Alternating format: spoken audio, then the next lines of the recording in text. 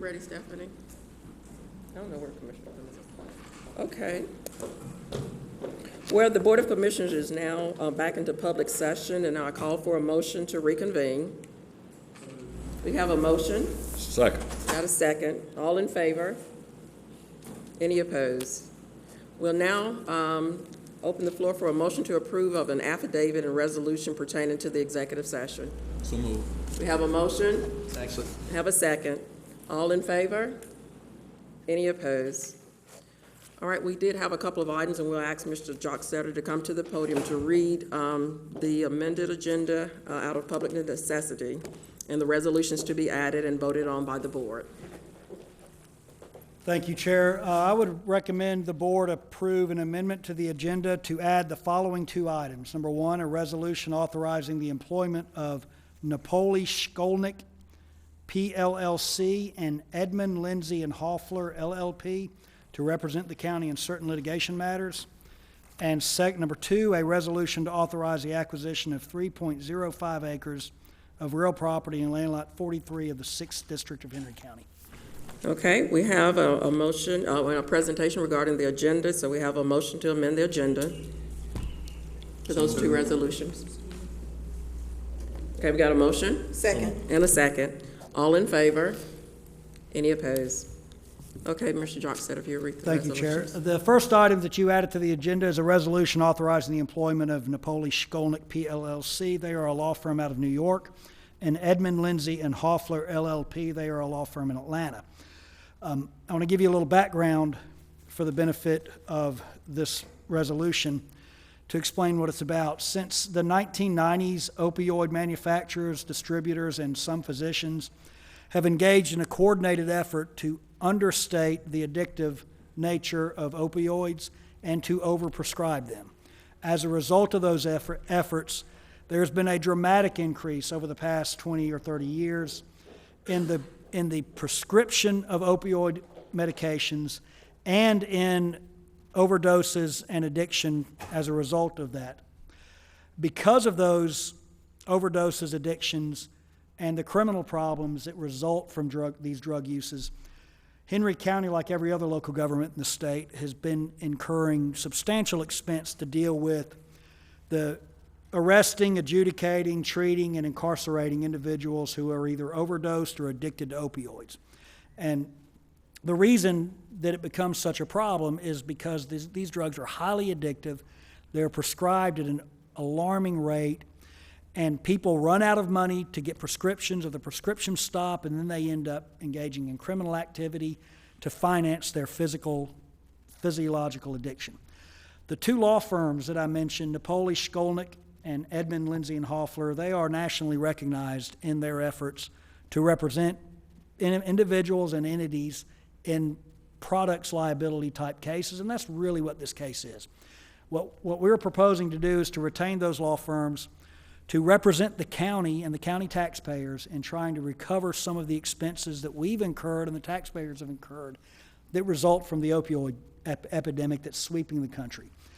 They will represent us and file at the appropriate time a lawsuit against distributors, manufacturers, and physicians if necessary to seek to recover those damages. The terms of the employment of these law firms is such that we will not pay a single dime unless there's a recovery. They will do this case on what we refer to as a contingency fee, which is their fees will be a percentage of the recovery, and their expenses will likewise be paid out of the recovery. If there is no recovery, there's absolutely no expense to the county. The only cost to the county is a soft cost. There may be some minimal time with some of your finance staff or other staff to help quantify the amounts of money the county is spending related to the opioid crisis. There may be some of my time, which won't be billed any separately than the way my time is billed, my time is handled now, that helps coordinate this lawsuit, but otherwise there will be no cost to the county at all. I won't be sending a bill related to this action. This is an opportunity for the county to get ahead of, or maybe not ahead, but to catch up to this epidemic and try to find a way to get taxpayers the money back that they are spending and we are spending to deal with this crisis. I recommend you approve it. If you have any questions, I'm happy to answer. Well, thank you. You've heard the presentation of this resolution. Are there any questions or comments? Hearing none, the floor is now open for a motion. So moved. We have a motion. Second. We have a second. Any further questions or comments? All in favor? Any opposed?